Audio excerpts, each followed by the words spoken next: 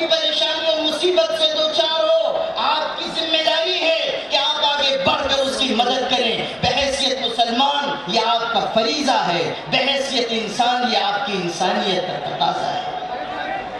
اس لیے میرے بھائیوں، آج اس اجتماع سے یہ پیغام لے کر جائیے کہ ملک کے ان بدلے ہوئے حالات میں جبکہ دین پر حملہ ہو رہا ہے، شریعت پر الغار کی جا رہی ہے اور لوگوں نے اصلی ایشوز کو چھوڑ کر نئے نئے مدعے اٹھا دیے ہیں، بڑی بڑی باتیں کی گئی تھی، دعوے کیے گئے تھے، وعدے کیے گئے تھے، آپ سب کو بھی یاد ہوگا۔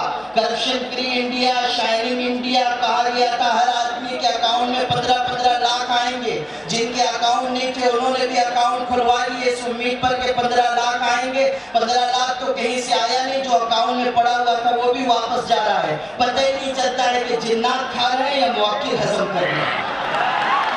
بات کی گئی تھی کہ وکاس، سب کا ساتھ، سب کا وکاس، اتنے 4 سال کا عرصہ تقریباً گزر چکا ہے، وکاس دور دور تک نظر نہیں آ رہا ہے۔ انسان کا بچہ بھی تو 9 مہینے میں پیدا ہو جاتا ہے، یہ وکاس ایسا بچہ ہے جو 4 سال میں بھی نہیں پیدا ہوا، اور اس کے پیدا ہونے کی کوئی امید بھی نظر نہیں آ رہی ہے، اس لیے کہ بعض لوگوں کے ہاں اولادیں نہیں ہوا کرتی ہیں۔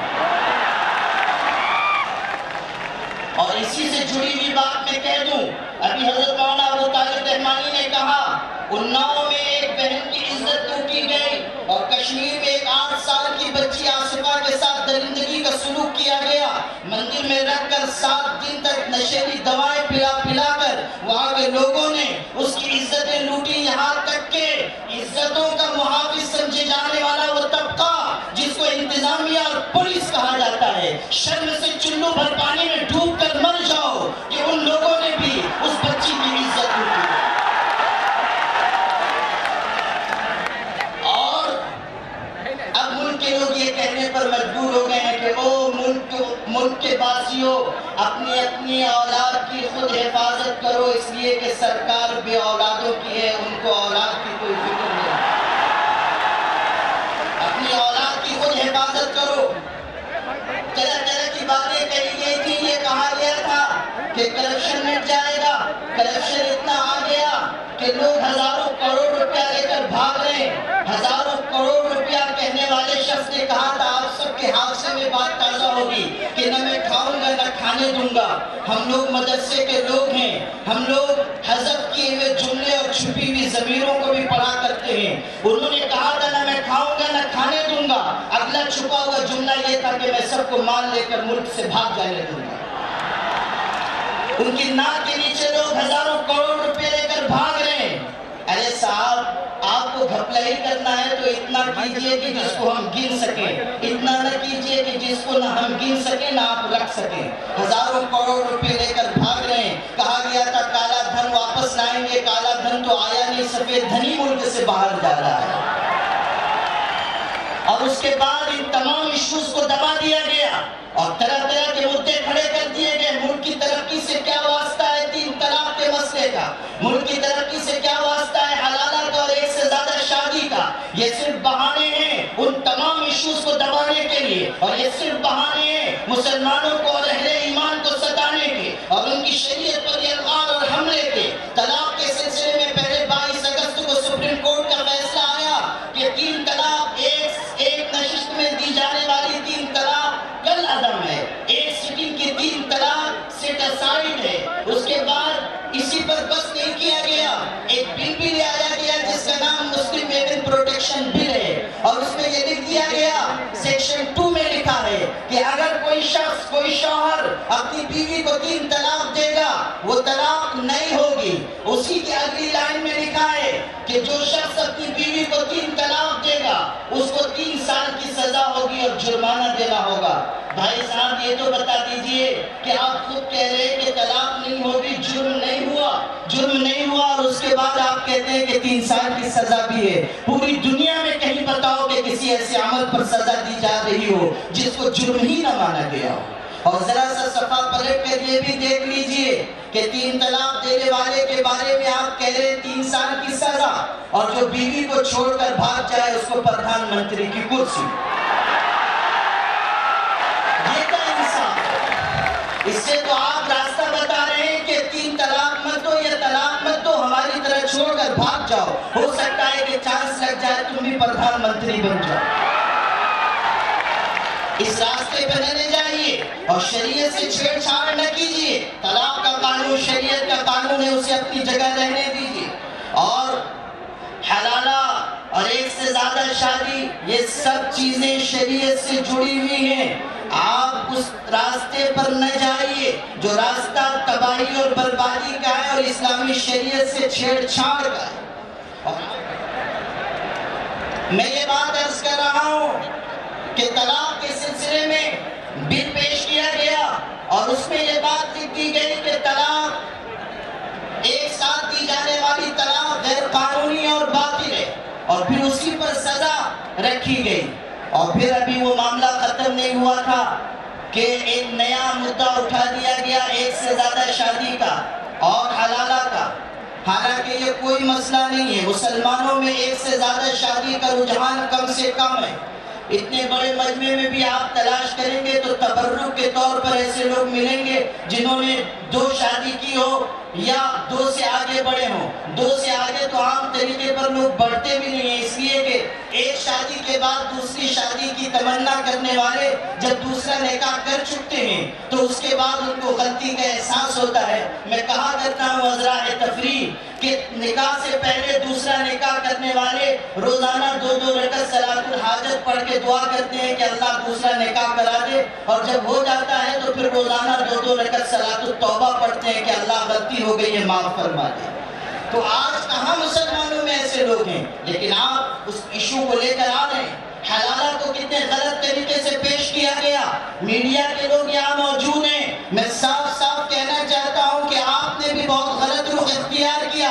آپ کو علم نہیں تھا، آپ کو معلومات نہیں تھی تو آپ کو اس مسئلے پر نہیں کہنا چاہیے تھا، لیکن ایک ایسی چیز جو اسلام میں نہیں ہے اسے حلالہ کے نام سے آپ نے پیش کیا ہے۔ کس کے اشارے پر پیش کیا ہے ہم کو بتانے کی ضرورت نہیں ہے، لیکن یاد رکھنا کہ بکاؤ میڈیا اگر اس شکل میں سامنے آتا رہا تو نہ آپ کا اعتماد باقی رہے گا، نہ آپ کا اعتبار باقی۔ آپ کو شریعت کے سلسلے میں معلومات نہیں ہے تو مت بولیے، لیکن غلط معلومات دے کر ملک کے باشندوں کو گمراہ مت کیجیے۔ اور سرکار سے میں کہتا ہوں کہ حلالہ کو مت چھیڑیے، اس لیے کہ یہ آپ کی بھی ضرورت کی چیز ہے۔ کچھ ہی دن پہلے ہماری سرکار کو بھی 3 طلاقیں پڑی ہیں، اور ایک طلاق آپ کے ارریہ والوں نے دی ہے، دوسری طلاق پھول پور والوں نے، اور تیسری گورکھپور والوں نے دی ہے۔ 3 طلاقیں ہو چکی ہیں، اس کے بعد حلالہ کی ضرورت تو آپ کو بھی ہے، اس لیے آپ اس کو مت چھیڑیے ازراہ کر، یہ بہت غلط بات ہو۔ اور میں آپ سے صاف عرض کرتا ہوں کہ بہار کی سرزمین کو مبارکباد کہ آپ نے فرقہ پرستی کے بڑھتے ہوئے قدم کو روکا۔ ایک الیکشن لڑا گیا تھا تو کہا گیا چائے چائے، دوسرا الیکشن آیا تو گائے گائے، پھر جب بہار میں الیکشن ہوا تو بائے بائے اور ہائے ہائے کر دیا۔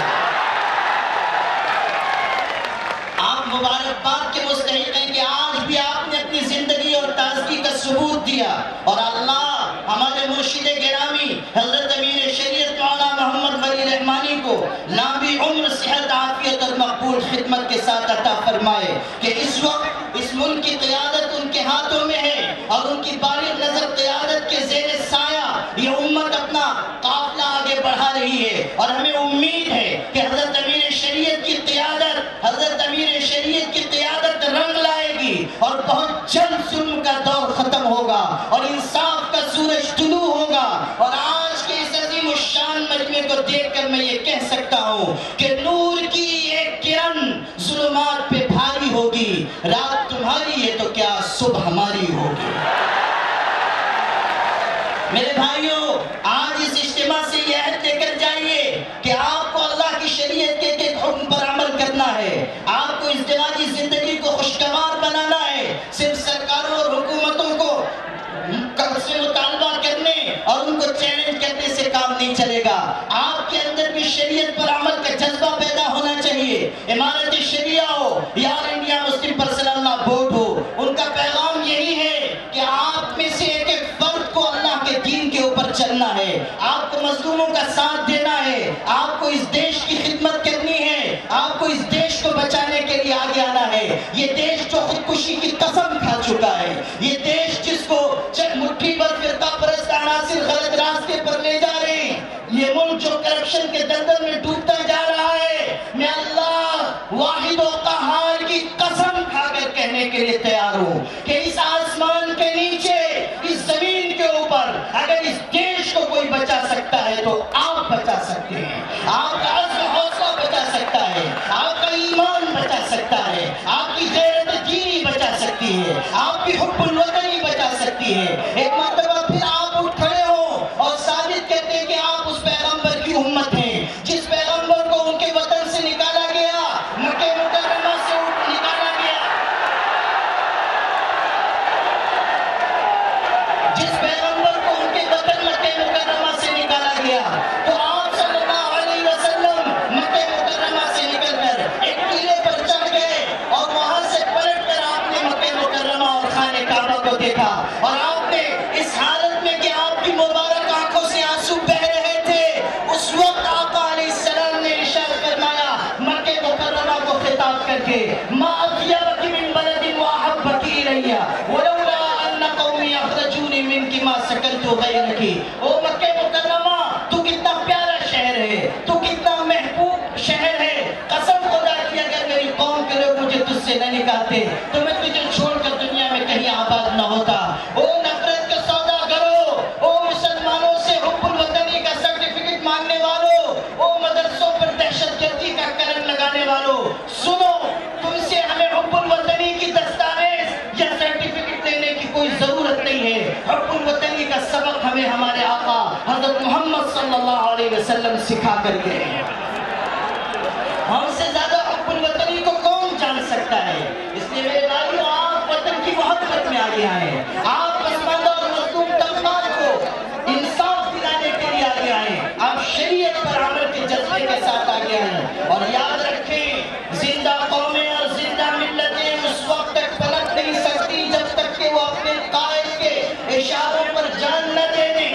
آپ کے اندر یہ اطاعت ہونی چاہیے کہ اگر حضرت امیر شریعت آپ کو حکم دیں کہ آپ اپنی جانوں کا نذرانہ اللہ کی شریعت کے لیے پیش کریں تو آپ کو ایک سیکنڈ سوچنے اور تذبذب میں مبتلا ہونے کی ضرورت نہیں ہے. آپ کو آواز دی جائے اور آپ اسی طرح لبیک کہیں جس طرح قرن اول کے مسلمانوں نے لبیک کہا تھا.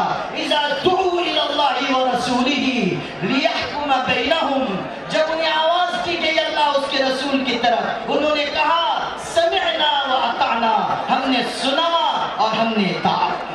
آپ کو مبارکباد ہو کہ آپ کے پاس اس سرزمین کے پاس حضرت امیر شریعت جیسا عظیم قائد ہے جن کے بارے میں یہ کہا کرتا ہوں کہ یہ الگ بات ہے کہ چپ چاپ کھڑے رہتے ہیں, پھر بھی جو لوگ بڑے ہیں بڑے رہتے ہیں.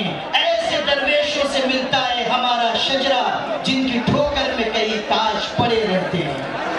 آپ اس قیادت پر اعتماد رکھیے اور آپ پورے عزم و حوصلے کے ساتھ آگے بڑھیے. یاد رکھیے گا, ملک کے حالات تشویشناک ہیں, دیش کو بھی نقصان پہنچ رہا ہے اور دین پر بھی حملہ کیا جا رہا ہے, لیکن آپ گھبرائیے مت. آپ اس بات کو اپنے دل میں جگہ دیجئے کہ سب کچھ کرنے والی ذات اللہ کی ہے. اللہ کے ہاتھ میں عزت ہے اور ذلت ہے, اللہ کے ہاتھ میں اقتدار کا دینا اور لینا ہے. اللہ تعالیٰ کے قبضے قدرت میں انسانوں کی جانیں ہیں, اللہ کے قبضے قدرت میں آسمان ہے اور زمین ہے. تمام کائنات اللہ کے اشارے پر حرکت کرتی ہے. قل اللہم مالک الملک تؤتی الملک من تشاء وتنزع الملک ممن تشاء وتعز من تشاء وتذل من تشاء بیدک الخیر انک علی کل شیء قدیر. وہ مسلمانوں, اللہ کا قرآن پڑھو, پیغمبر کی زبان سے کہلوایا گیا, ہمارے آقا حضرت محمد صلی اللہ علیہ وسلم سے کہا گیا کہ آپ اعلان کر دیجئے کہ وہ اللہ بادشاہوں کا بادشاہ ہے, عزت اور ذلت اس کے قبضے قدرت میں ہے, اقتدار دینا اور لینا اللہ کے ہاتھ میں ہے. وہ دن کو رات میں داخل کرتا ہے, رات کو دن میں داخل کرتا ہے, وہ جس کو چاہتا ہے بے حساب روزی عطا کرتا ہے. اللہ پر اعتماد کرو, خدا کے سوا چھوڑ دے سب سہارے کہ ہیں عارضی اور کمزور سارے. ایک طاقتور اللہ پر اعتماد رکھو, وہ اللہ اس بات پر قادر ہے کہ بہت جلد ملک کے حالات کو تبدیل کر دے اور پھر سے مسلمانوں گے. قرآن کا اعلان ہے لا تہنوا ولا تحزنوا وانتم الاعلون ان کنتم مؤمنین. میرے بھائیو، آج کے حالات تشویشناک ضرور ہیں، مایوس کن نہیں ہیں. میں آپ کو یاد دلاؤں، ترکی کے آخری خلیفہ سلطان عبد الحمید کے خلاف سازشیں کی گئی تھی. اتنی بڑی سلطنت کے بادشاہ کے خلاف سازشیں ہوئی اور چاروں طرف سے ان کو گھیر لیا گیا. اس زمانے میں ان کے دشمنوں کے وقت کے ایک آدمی نے ان سے کہا تھا کہ او سلطان عبد الحمید، آپ اپنی بیجا ضد چھوڑ دیجئے، ہمارا مطالبہ تسلیم کر دیجئے، اس لیے کہ آپ بھی ختم ہونے والے ہیں اور آپ کی سلطنت بھی خطرات میں گر چکی ہے. اس وقت آپ کی حالت وہی ہے جو 32 دانتوں میں گھری ہوئی زبان کی ہوتی ہے. آپ چاروں طرف سے خطرے میں آ چکے ہیں. تو سلطان نے مسکرا کر کہا تھا یہ سچ ہے کہ میں اور میری سلطنت اسی طرح گر چکے ہیں جس طرح 32 دانتوں میں گھری ہوئی زبان ہوتی ہے، مگر یاد رکھنا قانون قدرت یہ ہے کہ 32 کے 32 دانت گر جاتے ہیں، زبان اپنی جگہ پر قرار رہتی ہے. آخری بات میں آپ سے عرض کرتا ہوں، آپ کے دین کا یہ تقاضا اور مطالبہ ہے کہ آپ سیسا پلائی ہوئی دیوار کی طرح متحد ہو جائیے. مسلک، ذات و جماعت اور تمام طبقاتی فرق اور امتیاز کو بھلا کر ایک ہو جائیے. مسالک چلنے کے لیے ہیں، مسالک لڑنے کے لیے نہیں ہیں. اگر آپ اللہ کے دین سے محبت کرتے ہیں تو آج اتحاد کا پیغام اس کانفرنس سے لے کر جائیے. آپ اس بات کا عزم لے کر جائیے کہ ہم چاہے جس مسلک کے ہوں، ہم ہیں تو اللہ کے بندے اور محمد الرسول اللہ صلی اللہ علیہ وسلم کے امتی اور غلام. ہم ایک ہو کر رہیں گے اور قرآن کے اس حکم پر عمل کریں گے کہ وَاعْتَصِمُوا بِحَبْلِ اللَّهِ جَمِيعًا وَلَا تَفَرَّقُوا. اللہ کی رسی کو مضبوطی سے تھام دو اور فرقوں اور جماعتوں اور مسلکوں اور ذاتوں میں تقسیم نہ ہو جاؤ. تم سب ایک ماں باپ کی اولاد اور ایک خدا کے بندے، ایک رسول کی امت ہو. اپنے آپ کو متحد کرو، اپنے صفوں کے انتشار کو دور کرو. جب تمہارے اندر اتحاد پیدا ہوگا تو دشمنوں کی صف میں انتشار پیدا ہوگا اور پھر تمہارا روب ان پر چھا جائے گا اور اس وقت اللہ کا وعدہ پورا ہوگا. اِنَّا لَنَنْصُرُ رُسُلَنَا وَالَّذِينَ آمَنُوا فِي الْحَيَاةِ الدُّنْيَا. ہم اپنے پیغمبروں کی اور ایمان والوں کی مدد کریں گے. یہ اللہ کا وعدہ ہے اور اللہ سے زیادہ سچا وعدہ کسی کا نہیں ہو سکتا. اس لیے میرے بھائیوں، آج اتحاد کا پیغام اس کانفرنس سے لے کر جاؤ اور حضرت امین شریعت دامت برکاتہم کی قیادت پر مکمل بھروسہ کرتے ہوئے آگے بڑھو. مجھے افسوس ہے کہ اتنے عظیم الشان کارنامے پر بھی لوگوں کے پیٹ میں مروڑ اٹھنے لگے، اخبارات میں مضامین آنے لگے، لوگوں نے سیاست سے اس کانفرنس کو جوڑنے کی کوشش کی. میں مخالفین سے صرف ایک جملہ کہتا ہوں کہ اگر آپ لوگوں کی ٹانگیں لمبی ہو گئی ہیں تو بے شک اپنی ٹانگوں کو کٹوا لیجئے، مگر اللہ کے لیے کسی دینی کام میں اپنی ٹانگ مت اڑایا کیجئے. اور میں امارت شریعہ کے تمام کارکنان، تمام منتظمین جلسہ، حضرت امین شریعت اور تمام اہل ایمان کے اس عظیم جذبے کو سلام کرتے ہوئے صاف کہتا ہوں کہ اللہ کی نصرت اجتماعیت کے ساتھ ہے. اور میں آپ سے پورے یقین کے ساتھ کہتا ہوں اللہ کی ذات پر بھروسہ کرتے ہوئے کہ آپ نے آج جس عزم و حوصلے کا ثبوت پیش کیا ہے وہ صرف 3 ریاستوں تک یا آپ کی ریاست تک محدود نہیں رہے گا. آسمان دیکھے گا اور زمین گواہی دے گی کہ یہاں سے اٹھنے والی چنگاری پورے ملک میں پھیلے گی اور اس ریلے میں جو سیلاب بلاخیز کھڑا ہوگا، اس سیلاب بلاخیز کے آگے بڑے سے بڑے طاقتور صاحب اقتدار لوگ بھی ٹک نہیں سکیں گے. امارت شریعہ کی طرف سے آخری پیغام دیتا ہوں، طوفانوں کو روکو، سیلابوں پر وار کرو، ملاحوں کا چکر چھوڑو، تیر کے دریا پار کرو. السلام